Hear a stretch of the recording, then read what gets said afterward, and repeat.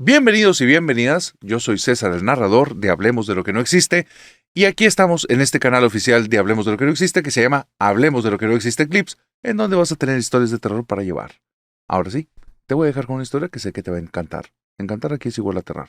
¿Has escuchado hablar de la Ouija satánica? Si tienes pensado jugar a la Ouija, tienes que escuchar primero esta historia. Y eso es porque Marlon jugó a la Ouija satánica y las cosas no le fueron nada bien. Déjame explicarte un poco acerca de Marlon. Resulta que Marlon tiene 17 años y él está en una edad en la que, digamos que no le funcionan todas las cosas que antes sí habían funcionado a su alrededor. No se entiende con su familia, no se entiende con su hermana, no se entiende en la escuela. Él quiere sentirse como una persona diferente, ni siquiera lo tiene como tan presente. Su mamá, que es una persona adulta y es una persona bastante sensata, ha estado como vigilando el comportamiento de su hijo porque resulta que Marlon se ha vuelto muy amigo de Adrián. Y Adrián parece que no anda en muy buenos pasos. Adrián es un chico que le gusta en ocasiones, para lo que ella dice llamar la atención, pintarse el rostro de blanco y se va así a clases, lo cual es bastante llamativo y no en una forma positiva. Él tiende a pintarse también con muchos tonos en color negro en diferentes partes del cuerpo, a veces simulando huesos o a veces poniéndose símbolos. La señora cree que no es bueno que se esté juntando con un chico así, que es un chico que tiene tal vez ideas que no van, ideas que lo pueden llevar a meterse en algún tipo de problema. Y antes de que creas que lo está juzgando mal, escucha esta historia. Resulta que un día Marlon, en una de las tantas discusiones que había en torno a Adrián y estos pequeños temas que para él tenían un gran nivel de importancia, tuvo una discusión tan fuerte que se fue gritando de su casa, dio un portazo y dijo un par de malas palabras de las cuales se iba a arrepentir más adelante. Pero cuando se fue de ahí iba tan indignado y tan molesto que no pensaba regresar a esa casa. Él ya iba con rumbo de esta es la última vez que estoy aquí, decidido completamente, y de repente iba en medio de la calle cuando se dio cuenta que no tenía un peso encima y no sabía dónde ir. Así es que, de manera muy rápida, él intuyó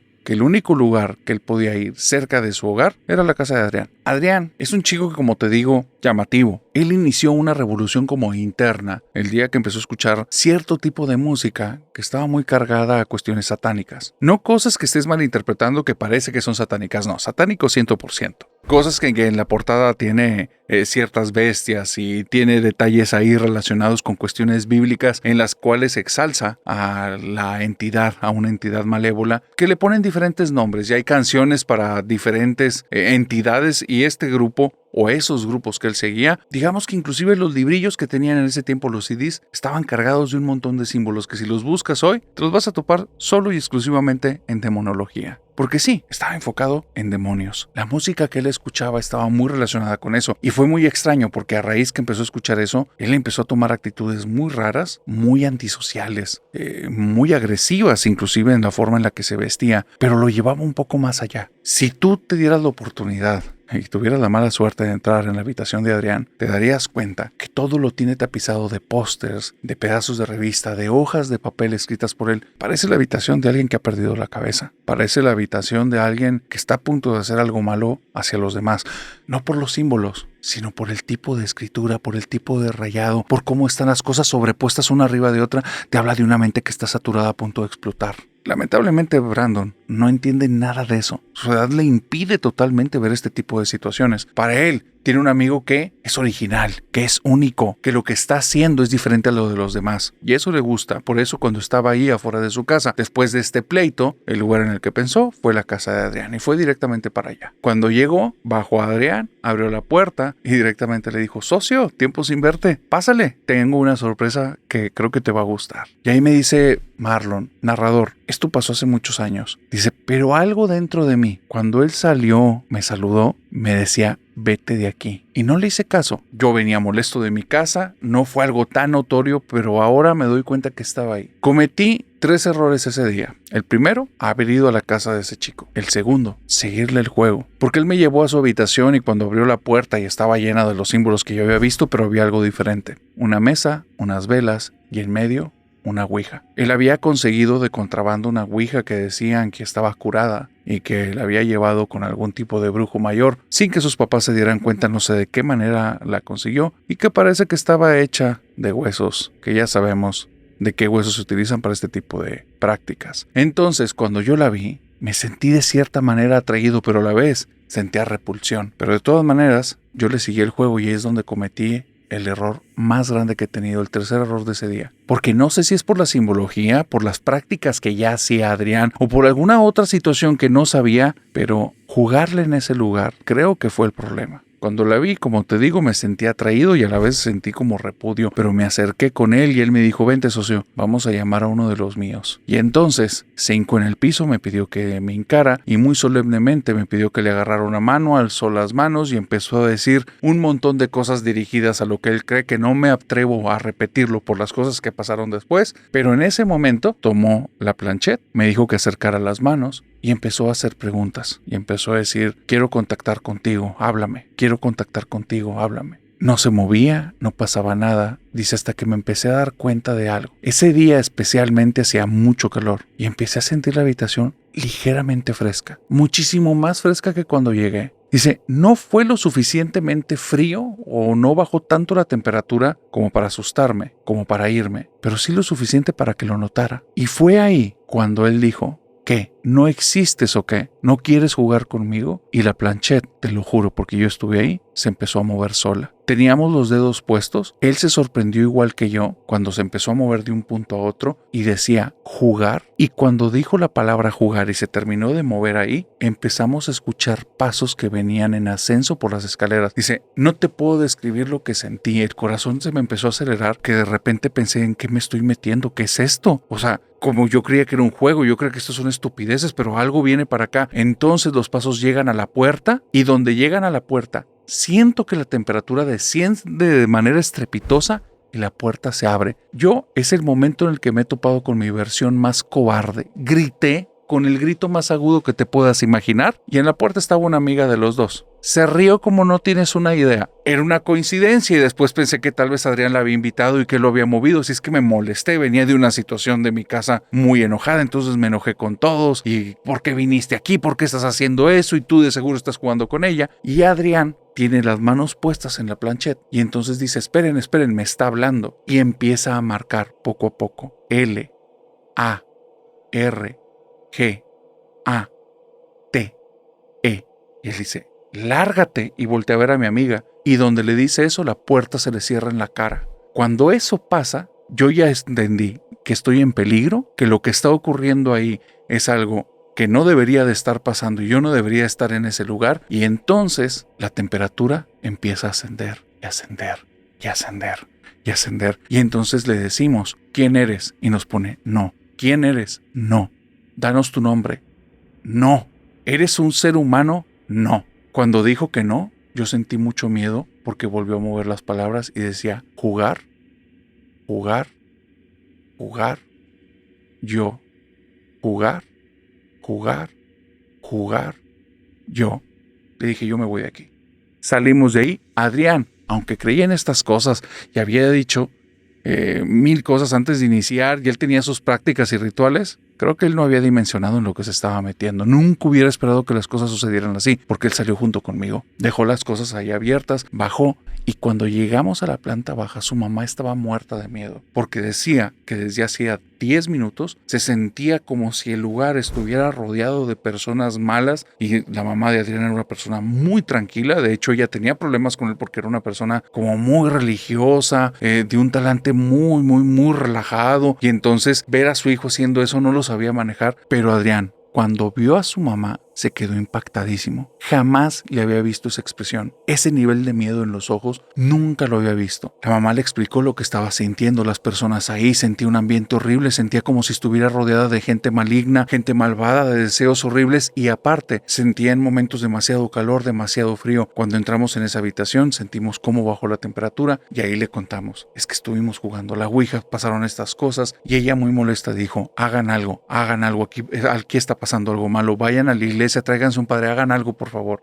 Nos agarramos caminando Adrián y yo al paso más rápido que podíamos porque estábamos muertos de miedo. No sabíamos qué hacer. Los dos no nos gustaban las iglesias ni nada de eso, pero sabíamos dónde había una porque era la iglesia a la que todos iban ahí en la colonia. Y al llegar a la iglesia no sabíamos ni siquiera dónde dirigirnos y nos metimos directamente a la zona del templo donde están las bancas y eso. Y vimos que delante había un altar y había una persona saliendo de un cuarto rumbo al altar. Y Adrián, como no es un tipo respetuoso ni le interesan esas cosas, le gritó directamente: tú, ¿dónde está el padrecito? Necesitamos hablar con él. Y la persona seguía caminando al altar como si no lo escuchara. Entonces empezamos a caminar y cuando llegamos exactamente en medio, estar cerca del altar, pero a la mitad del templo, la persona toca el altar y todos los vidrios empezaron a vibrar como si hubiera una tormenta afuera. Ahí nos dimos cuenta que eso que estaba ahí parecía una persona, pero no lo era, porque cuando le volvimos a gritar, volteamos hacia los vidrios y al regresar, ahí no había nada. Adrián me voltea a ver, yo me le quedo viendo, tenemos un miedo terrible y hay algo, dice, ese fue el único momento ese día que le hice caso a mi intuición. Algo me hacía que volteara a cierto punto del templo, en ese punto del templo se veía como un montón de flores y había una estatua de una virgen de quién sabe qué nombre tuviera, pero algo me decía, acércate ahí. Dice, y sé que de alguna forma en ese momento fue lo correcto, porque aunque yo no creo en nada de esas cosas, lo que estaba pasando ahí no tenía ningún sentido y cuando empecé a caminar hacia ella, cada paso que daba es como si alguien me pusiera las manos en mis hombros y comenzaba a presionarme, haciendo que cada paso fuera más pesado. Está de más decirte que estaba muerto de miedo, pero sabía que si no seguía caminando, las cosas iban a terminar muy mal. Iba llegando, cuando faltaban como unos 2 metros, se me nubló por completo la vista y todo lo veía oscuro. Intentaba seguir caminando, aunque ya no supiera el rumbo, me intentaba orientar por dónde era. Adrián, no sé en qué parte de la habitación se había quedado. Cuando llego de alguna manera a la Virgen veo como una luz, logro abrir los ojos y solo escucho donde él salió corriendo de la iglesia. Ese mismo día sentía una vergüenza que no te puedo decir.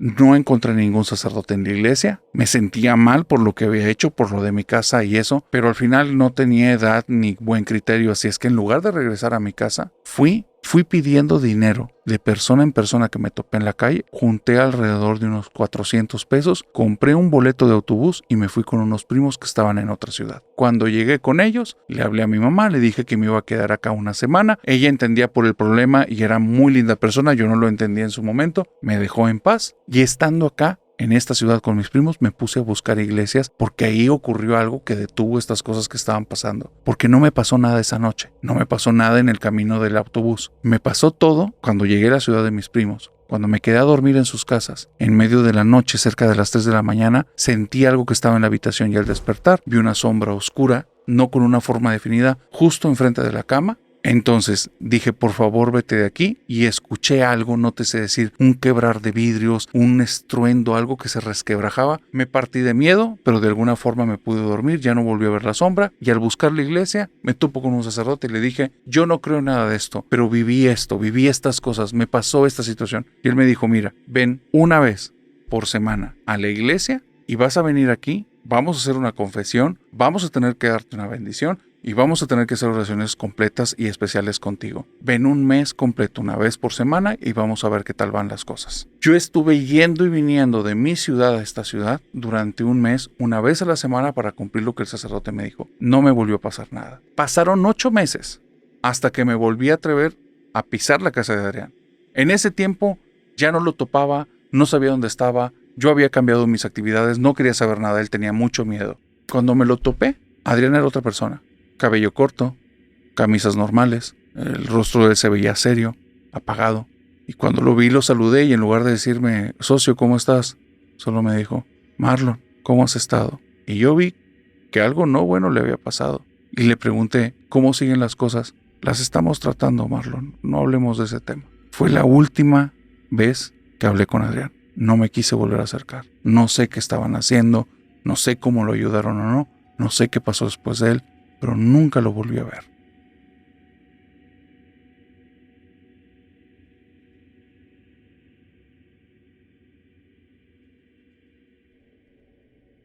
Mayra ha vivido cosas extrañas, cosas que probablemente muchos de ustedes también o han escuchado o han experimentado, pero hay algo que vivió la familia de Mayra que definitivamente nunca lo había escuchado y de aquí te vas a enterar. Resulta que Mayra es súper fan del canal y me dice, narrador, yo sigo el canal porque me identifiqué con un par de historias, pero hubo un momento en el que comenzaste a contar ciertas historias de cierta entidad que hicieron que me enojara, porque tú lo planteabas como algo malo y para mí nunca ha sido algo malo, pero déjame te cuento. Yo había vivido cosas raras en la vida. En una ocasión me pasó que tenía un novio súper celoso. Era un novio que por todo siempre me estaba haciendo como reclamos y estábamos pasando malos ratos. Yo tenía mi celular y tenía una conversación de WhatsApp con compañeros de la escuela porque estábamos viendo acerca de un trabajo y eran finales, así es que eran cosas que me llevaban mucho tiempo. Una cosa llevó a la otra. Yo dedicándole mucho tiempo al celular para la cuestión del trabajo, él con sus celos que no los podía controlar, y de repente en esos momentos, en esos días, fue un reclamo de ¿con quién estás hablando? ¿Con quién más estás platicando? A ver, ¿con quién estás saliendo? A mí ya no me vas a estar viendo la cara de tonto. Oye, y empezó a escalar la situación al punto que terminamos en gritos y en zarandeos. Yo no lo tomé bien, él definitivamente tampoco,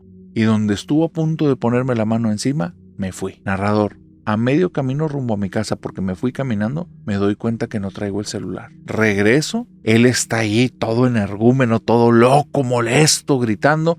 Y yo nada más le estoy diciendo, solo vengo por mi celular, pero él me está diciendo una y otra vez, aquí ni lo traías, lo cual era una estupidez, porque pues todo el problema había sido porque yo había estado platicando. Oye, pues total que este ex no me quiso regresar el celular, me voy de ahí muy enojada y un día sueño algo bien extraño. Sueño que estoy ahí adentro de la casa de él, pero no estoy como en mi cuerpo físico, solo puedo ver las cosas y me estoy moviendo por la casa y tengo la oportunidad de ver lo que está ahí. Veo adentro de los cajones debajo de la cama y entonces en el cajón que está en una cajonera al lado de su cama, veo adentro y está ahí el celular.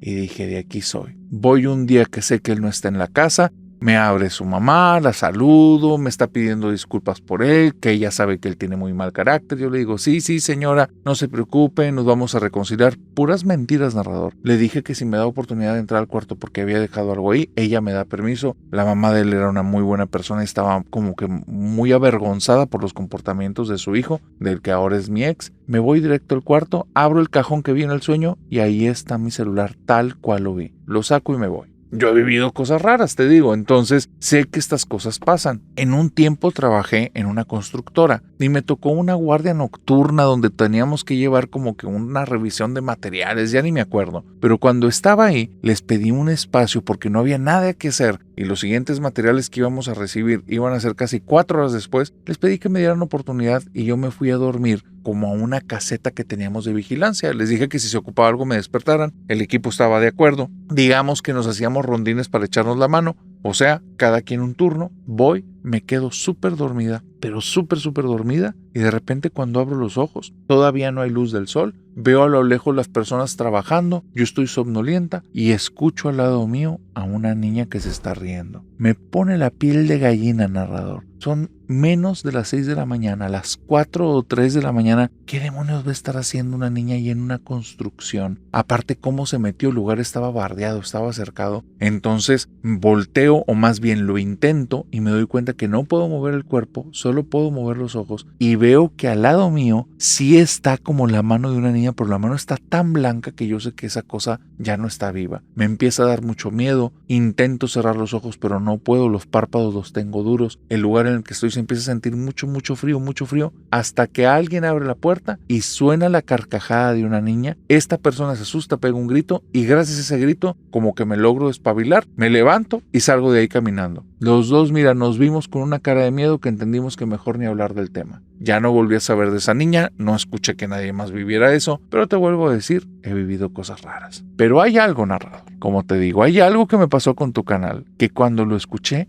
me enojé. Y no fue hace mucho tiempo porque yo apenas te conocí por las fogatas, pero empecé a hacer el maratón, empecé a verte desde los primeros episodios. Y no recuerdo qué número de episodio es, pero era de esos cuando tú no aparecías, que sale un chavo que buscaba tesoros con su papá y cuenta una historia acerca de un tesoro que estaba enterrado y que según esto los estaba persiguiendo el charro negro, que les quería hacer daño. Y cuando escuché eso, narrador, no tienes idea del nivel de coraje que me dio. El problema es que no te mandé ningún mensaje. Seguí escuchando videos y empecé a escuchar una y otra vez puras historias de terror del charro negro y entonces ya no entiendo qué está pasando. Quiero decirte que para mí, para mi familia, nosotros le rezamos al charro negro. Y te voy a contar por qué, porque nos sobran motivos. Mi abuela nos cuenta que ella cuando era joven, en ese tiempo mi abuelo era un borracho empedernido, mujeriego y jugador.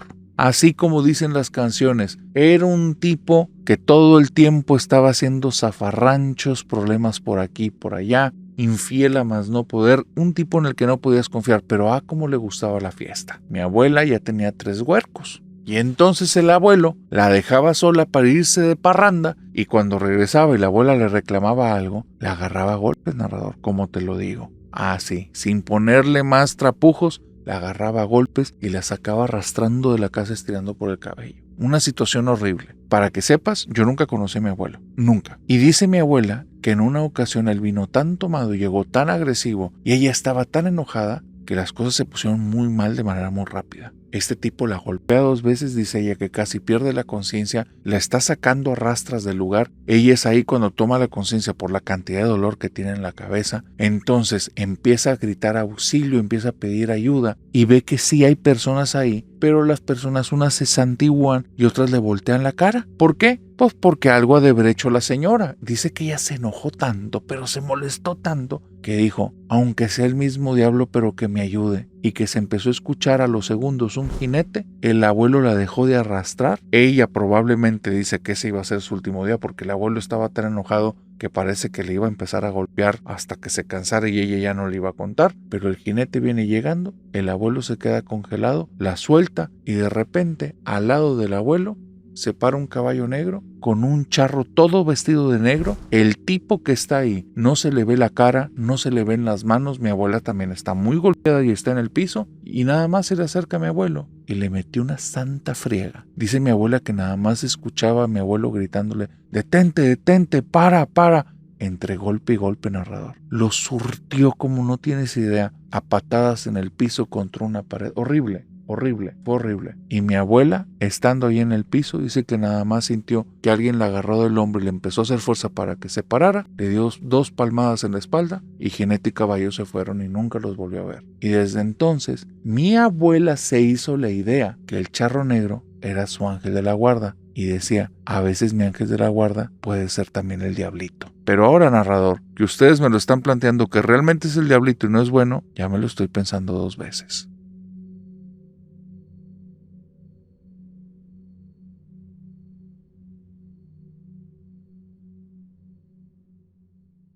También en la prepa, yo creo que en la prepa ha sido mi etapa de más actividad paranormal.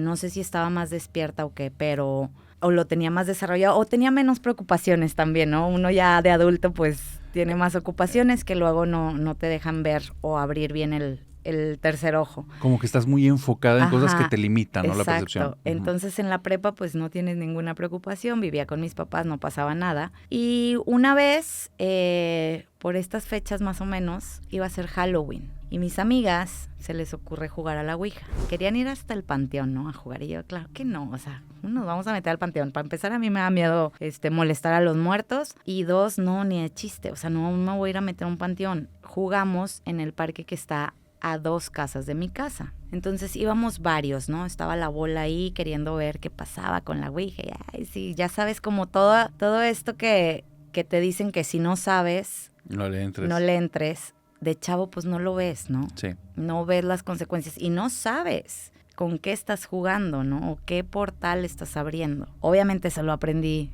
a la mala. Y bueno, jugamos a la Ouija. Yo la verdad es que era muy escéptica de que una tabla random, ya sabes, yo pensaba que tenía que ser una ouija de hueso y exorcizada, no sé, yo me imaginaba como que tenía que haber un ritual para que pudieras jugar y pudiera funcionar. Okay. Ahorita ya sé que puedes abrir portales de muchas maneras y no necesariamente con una tabla con letras, pero en ese entonces yo decía, pues esta tabla es de mi alegría, ¿no? O sea, sí, te fuiste a Julio Cepeda a comprarla y no manches, o sea, no va a funcionar. Entonces mis amigas empiezan a jugar y a preguntar, y hay alguien aquí, y preguntaban y no se movía. Y entonces empezaron a rotar todas las que estábamos, a ver con quién sí se movía, hasta que me dicen, Rox, ya, o sea, juega tú. Y yo no quiero jugar, yo no quería, te lo juro. Juega tú, por favor, a ver si es cierto. Está bueno, hombre. No se va a mover. ¿Hay alguien aquí? Sí. O sea, yo tenía la mano súper arriba aparte porque era de que, mira, no se va a mover. O sea, con la mano arriba elevado, yo creo que tanto así de la pluma o lente que trae la Ouija. Sí. Y todas, no manches, no sé qué. Y yo, no, ¿qué está pasando? No, pues obviamente fue así como que, claro que no, a ver, otra vez, ¿hay alguien aquí? Sí. ¿Cómo te llamas? Pues ya nos dice su nombre.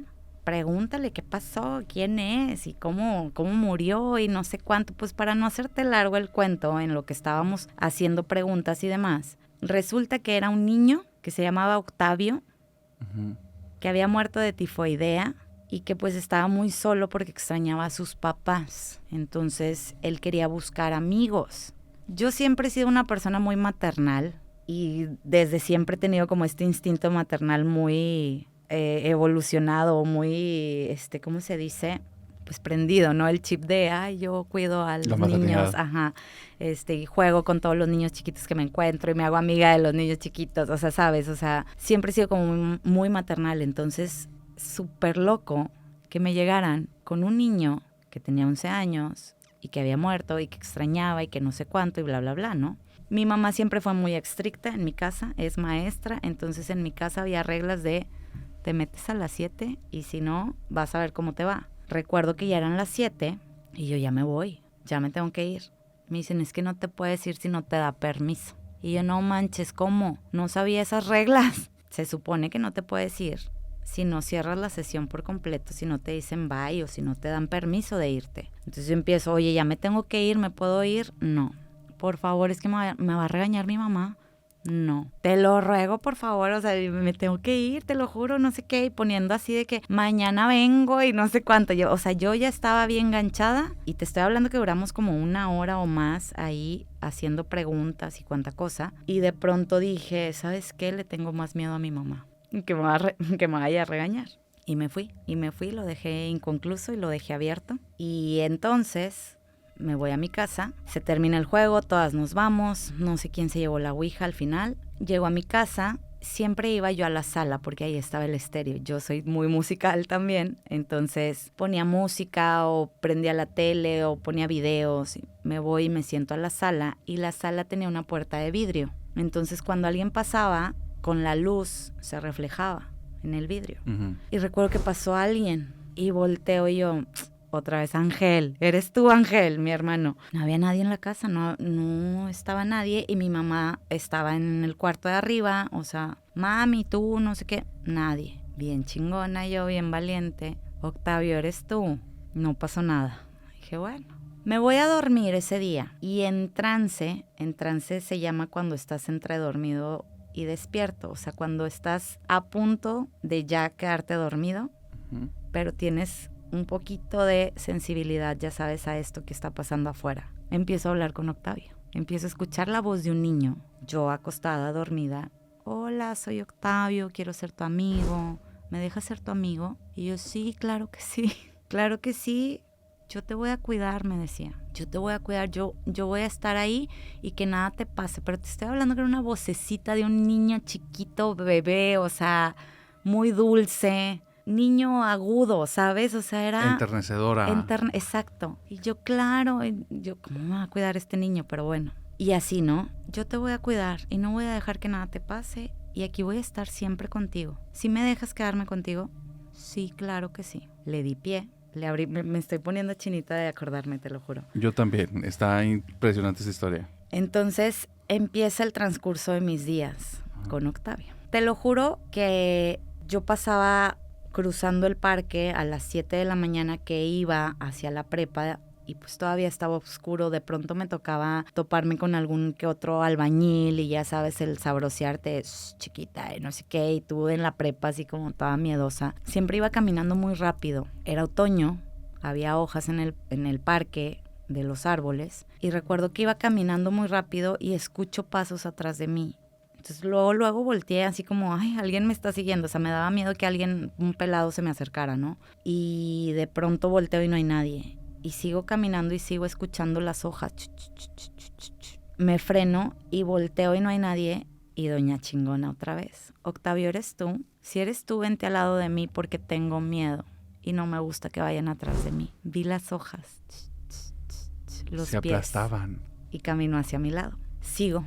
Cruzo el parque y digo, ay, pues ya viene aquí Octavio y me pongo a platicar. Yo, oye, pues ahorita voy a la prepa y no sé qué y bla, bla, bla. Y yo contándole mi vida al Octavio ¿no? Pasaba gente a mí, o sea, que iban a cruzar y me veían a lo lejos y se cruzaban la calle. Y yo, ay, con madre, nadie se me acerca. O sea, yo estaba feliz de la vida. Te sentías segura. Ajá. Entonces voy, llego a la prepa, todo, les cuento a mis amigas, oye, me habló, no sé qué, cómo, qué pasó. Y la morra que se había llevado la ouija, pues acá pasaron como cosas extrañas ahí, como que se empezaron a caer cosas y como que cada quien vivió una cosita, pero nadie se había llevado al ente a su casa. Y aparte creo que nadie le dijo, sí, claro, quédate conmigo, ¿no? Como tu servidora aquí presente. Y entonces pasan los días y de pronto despierto y desayunando y yo, mira, había dormido perfecto. Todas las noches platicaba y me decía, ay, hoy te veías muy bonita, ay, hoy, cosas así. Y yo, ay, qué lindo, Octavio, sí, no sé qué. Random, pláticas todas las noches entre dormida y despierta. Yo escuchaba su voz y platicaba. Pasan los días y de pronto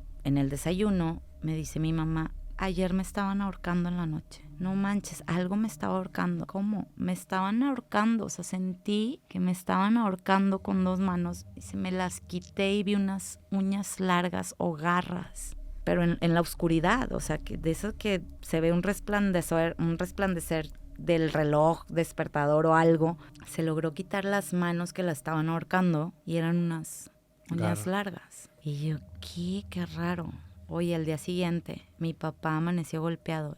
Me pegaron con un tubo. Me estaban pegando, sentí palazos. Y veía la espalda de mi papá con moretones. Y yo, ¿qué? ¿Qué está pasando, no? Entonces empiezan a suceder este tipo de cosas. A mi hermano también, a mi novio en su casa, igual me ahorcaron, me faltó el aire, sentí, me pegaron, amanecí con raspones, no sé qué, o sea, cosas bien agresivas a la gente que estaba alrededor mío, muy cercanos, o sea, sí. Mamá, papá, hermano, novio, ¿no? Y entonces mi hermano también es muy sensible a estas cosas y le digo, oye, ¿sabes qué?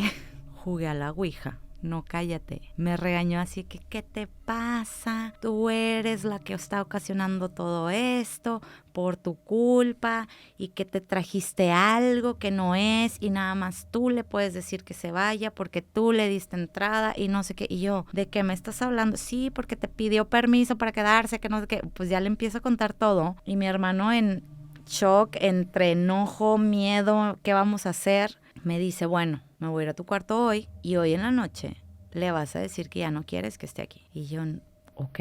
Yo me dormía con un estéreo prendido, también con musiquita y entonces me voy a dormir y en trance nuevamente, Octavio. Y le digo, Octavio, le estás haciendo daño a mi familia. No, te lo juro que no. Y yo, sí eres tú, Octavio, no hay nadie más, dime la verdad. Es que yo te estoy cuidando a ti, me decía. Es que yo te estoy protegiendo. Y yo, no, Octavio, así no. ¿Sabes qué? Ya no quiero que estés aquí. Ya no puedes estar aquí. No, por favor, déjame quedarme, no sé qué. Rogándome esa voz enternecedora. Y yo, no, te vas a ir.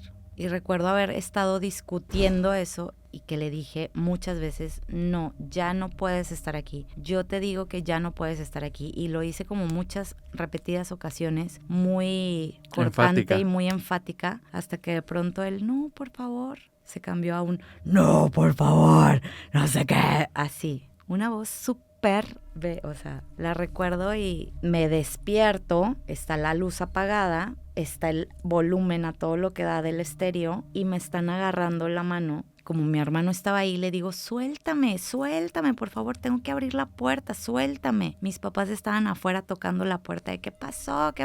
Y no podían abrir. Y yo, que me sueltes. Y en eso mi hermano grita, acá estoy. Y yo, ya sé que ahí estás, o sea, suéltame. No, acá estoy. Y yo, que me sueltes, carajo, me logro zafar. Corro, prendo la luz. Mi hermano también estaba tratando él de abrir la puerta. No me estaba agarrando él. Abrimos la puerta, prendemos, bajo el volumen, no sé qué pasó, mis papás, qué pasó, qué no sé qué. Ya les cuento toda la historia. Acto seguido, sacerdote en la casa, obviamente, echando agua bendita y librándonos de todo. Y esa vez fue la última vez que yo tuve contacto con Octavio. Nunca te volvió a buscar ni por sueños, ni acoso. No, y me da un chorro de miedo mencionarlo, que tampoco es algo que cuente a todo el mundo. ¿Ya lo habías contado alguna vez? Sí lo he contado a gente cercana, pero no es algo que ande contando de, ay, fíjate que yo jugué a la Ouija. Para Sí. empezar, la gente luego Ajá. es bien escéptica y no te cree que Ujú. pasan esas cosas, pero sí, niños, no jueguen a la Ouija. Sí.